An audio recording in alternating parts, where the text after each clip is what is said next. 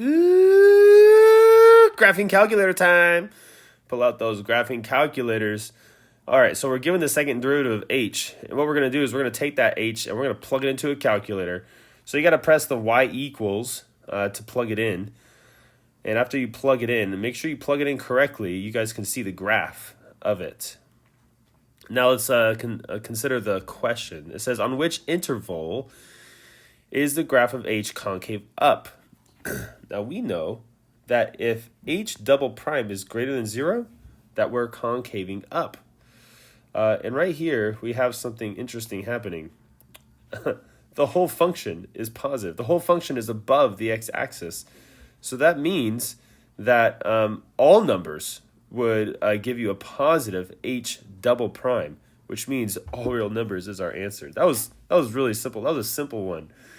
Because none of our function, this guy, dips below the x-axis. And so we don't have to worry about finding x-intercepts or anything like that. Okay, so again, h is concave up wherever h double prime is greater than 0. And it looks like h double prime is always greater than 0. Well, let's try another graphing calculator problem, something that's a little more complicated. And we get to use more functions. All right, so graphing calculator time, but this time they give us an h prime. So I throw this into my calculator and I graph it.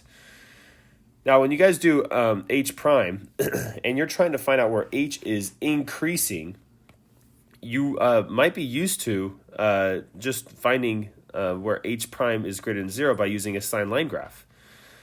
And so for each interval, this interval, this interval, this interval, we just need to know if we're positive or negative. Now, this is actually pretty easy because we can see the graph. We can see pretty clearly where we're positive and where we're negative. Negative's down here.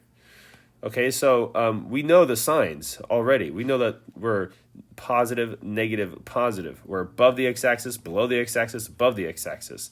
What we don't know are these guys. We need to know what those two x-intercepts are. Now, I'm pretty sure this one's the 0 right here, but we're going to confirm that by using a function on the calculator. So what we're going to do is we're going to press second and then trace. That's how you get to this part. You press second and trace. And then what we want is number 2. We want to find the 0. Okay, now you can use the arrows to go down and press enter to select it, or you can just press the number 2. That's what I like to do, is press the number 2. And once you do that, it's going to ask you, the calculator is going to ask you, okay, give me a left bound. Now, if we're looking for this this x-intercept, I need to pick an x value that I know is to the left of it. And so I pick -1.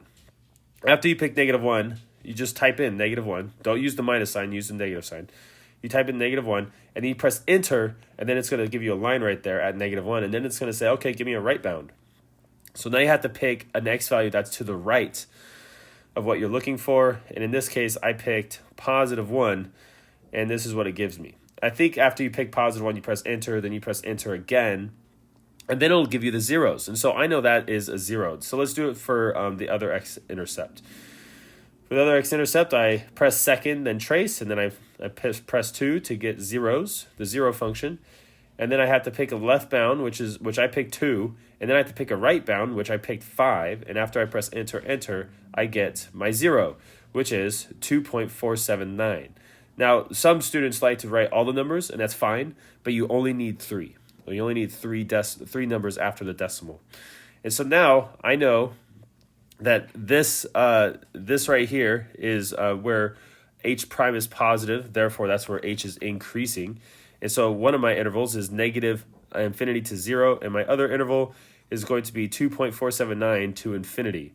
Now, whenever we're describing intervals of increasing and decreasing, we're supposed to use only parentheses because it doesn't make any sense to include numbers in an interval.